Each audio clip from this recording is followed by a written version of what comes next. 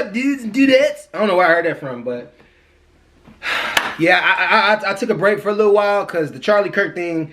I know how some people feel about it, but like stuff like that messes with me, man. I don't ever want to see nobody's life taken. I don't care if I disagree with your political opinions or not.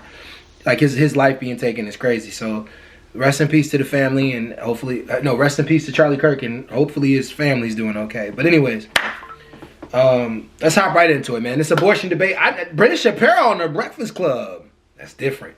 But let's get it, man. Let's get it, y'all. Let's go. You already know how I do. We go right into the action. Action of it all. All right. Boom. You believe in banning abortion, right? I'm pro-life, yes. Pro-life. Even in cases of incest or rape? Yes. Why? Because this is a sort of a fundamental definitional question.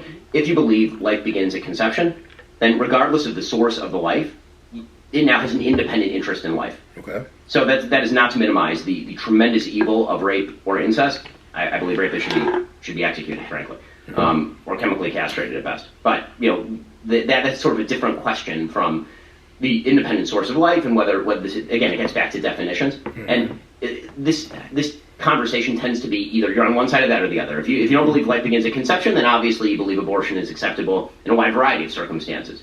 If you believe it's an independent life deserving of protection, then you believe it's an independent life deserving of protection. Lauren, what do you think about that?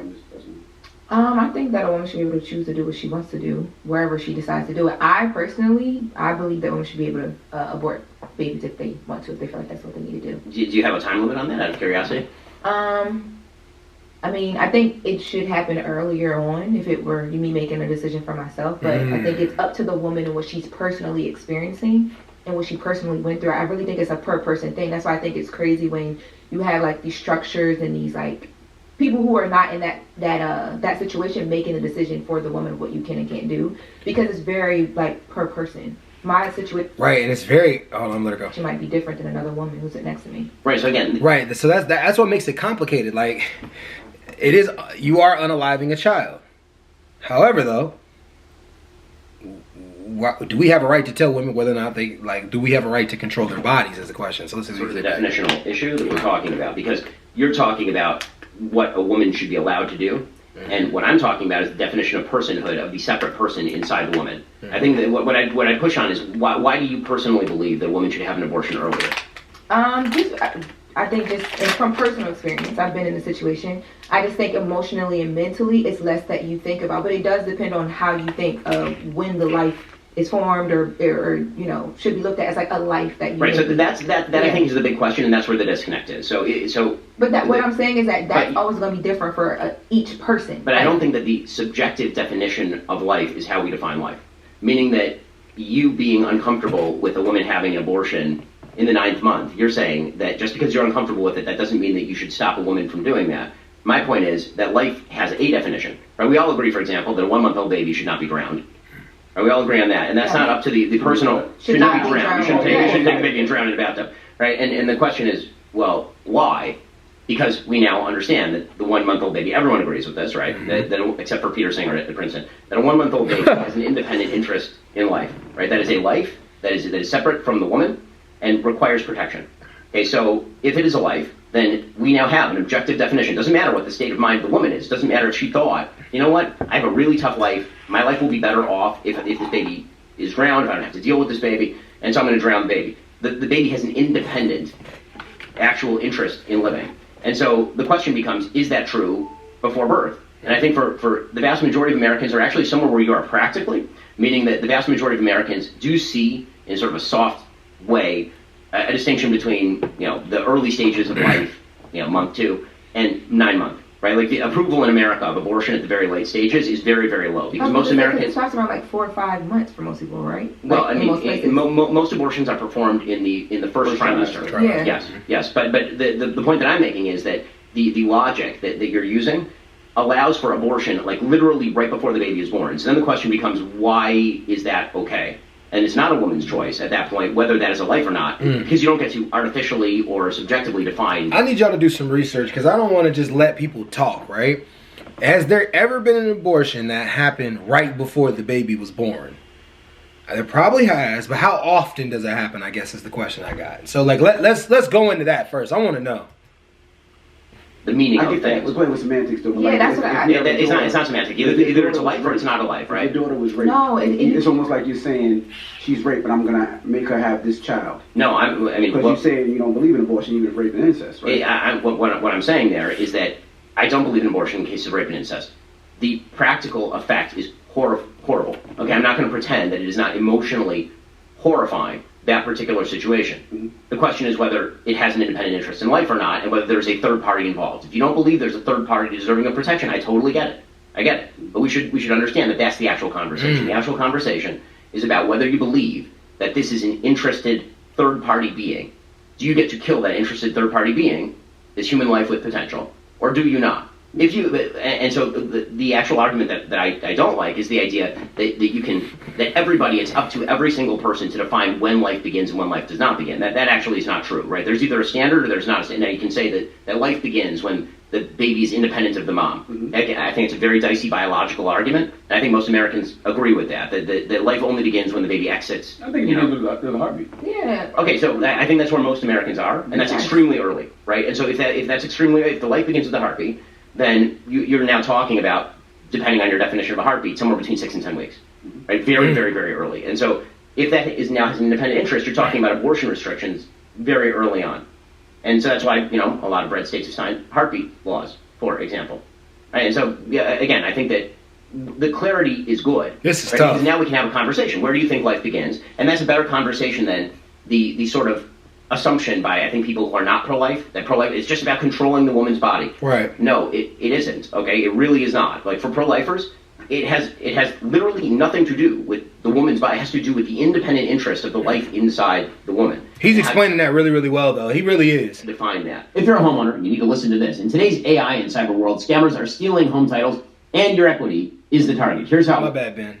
Promo code Shapiro. But once you define it, depending on your definition, it does control what a woman can and can't do with her body. Well, there are downstream effects to definitions, of course, right? I mean, if I define life as it begins at a heartbeat, then that is going to have public policy ramifications that affect, and just as in anything else, if I define theft in a particular way, that's going to have downstream effects on people who commit that definition of the crime. And if I broaden the definition, it's going to include more people. And that's true for literally any legal term. It's true for any word that we use in life.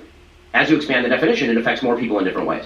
But that doesn't change the necessity to have the conversation about what the definition is. Right. And I think it's an easy way out to basically say, well, I have a definition of life, but and it gets into very dicey territory because historically people have defined away entire populations as not human, and so we can't do that. Right? Like you really don't want people looking at other people and saying, well, I don't think that this person. I mean, to take the obvious, most controversial example, for a huge percentage of American history, there was a wide variety of people in America who believed black people were not fully human and therefore you couldn't enslave them. Right? Correct. And so so was that a subjective question? That was not a subjective question. Black people are fully human and just as human as white people, equal, the same. Right? Like and so if somebody were to say, listen, I personally am anti-slavery.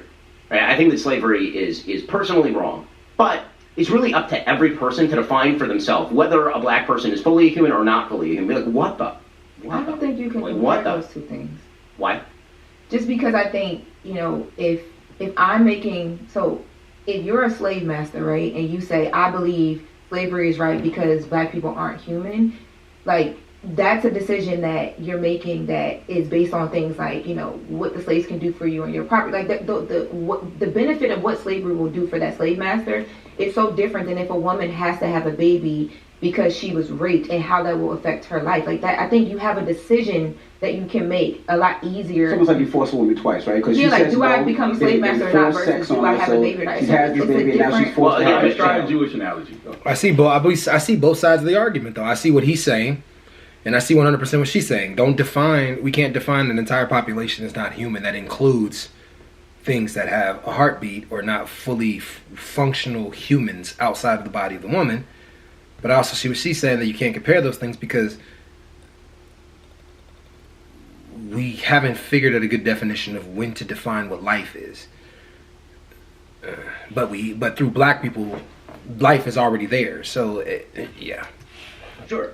So I mean, sure. So if there was an entire population in Europe that was considered subhuman by the Nazis and they were exterminated, if you said, I'm personally against the extermination of the Jews, but I understand why Germans could think the Jews are subhuman.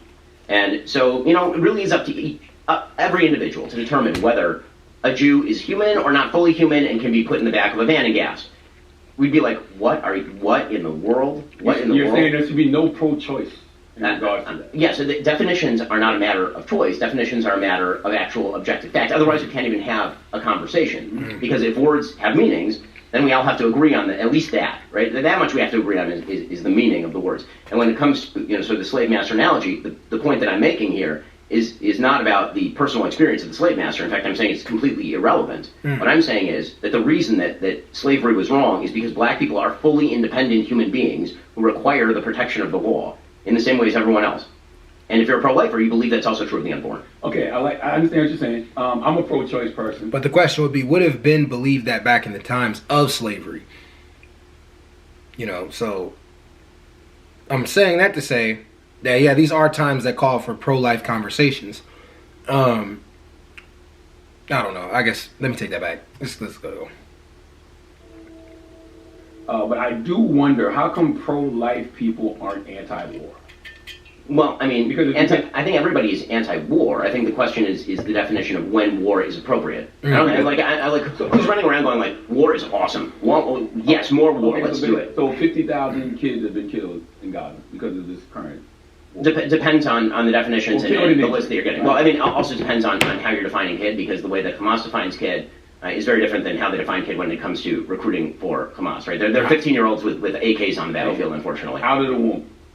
It is not 50,000. Well, Out of the womb. okay. I mean, if you're talking about very, very small children, it is much, much lower But than that. my point is, there are children that are being killed. Yes, who have died as collateral damage in the war, yes. So shouldn't pro-lifers be totally against that? Well, I mean, I'm against the death of any innocent human being. The question is, when you're doing foreign policy, how you prevent more deaths in the future. And the point that I think Israel is making is this war You're was making it off legislation, and it's actually not a matter of morals and values. No, of course it's a matter of morals and values, but you can't be, let's put it this way, it's incredibly reductive to simply say that if you are a moral person, then you oppose all war, because what that does, it allows immoral people to then use that against you to destroy your civilization. If your community is attacked and bad people who don't have the same values as you decide to kill you, kill your children, rape your wife and kill her, are you supposed to say, well, I'm anti-war, and so I'm going to sit here and do nothing? So isn't that the same if somebody rapes a woman and impregnates them? Shouldn't, in that case, that person be allowed to make a choice? Well, no, the point is that the prevention, this is why you should minimize civilian casualties. To get back to the beginning of the conversation, this is why it's independently moral to try as much as possible to minimize civilian casualties. And when it comes to abortion, the idea is you can minimize that casualty by just preventing it. How can you prevent being raped? Well, I mean, that's a different question. Again, but in that, let's talk about that, because what I don't like is listen. First of all, when we're talking about rape and abortion, we should note that well over 99% of abortions are not undertaken because of rape. And so, if you want to come with me and ban all abortions except for rape, I'll probably make that trade for you. Meaning, if you want to ban all abortions, elective abortions, okay, and what I have to do is give up abortion with regard to rape and incest. That is a trade on a pragmatic level politically that I would make. Wow. Okay, so you're not down on that hill. Well, it's not that I believe that, again, rape and incest, I think, is the reason people choose that argument is because it's the hardest argument to make emotionally from the pro-life side. Right. But I think that we should note that the vast majority of abortions have nothing to do with rape or incest. They have to do with elective abortions. What was that? Never got the wrong person pregnant? Jesus. No, my wife 4 times, thank God. Oh, okay. Well, that's all for now, folks. Don't forget to like. That was a great conversation. I like that. I like that Ben went to the. I love that the conservatives are going to the Breakfast Club, and people are having conversations. We need to have more of this. That's part of the reason why I was kind of saddened about the whole Charlie Kirk thing. I disagreed with his opinion, but he was having the conversations, and that's what we need to do as a country, come together on that kind of stuff. But anyways, though, y'all, I'm out. Peace.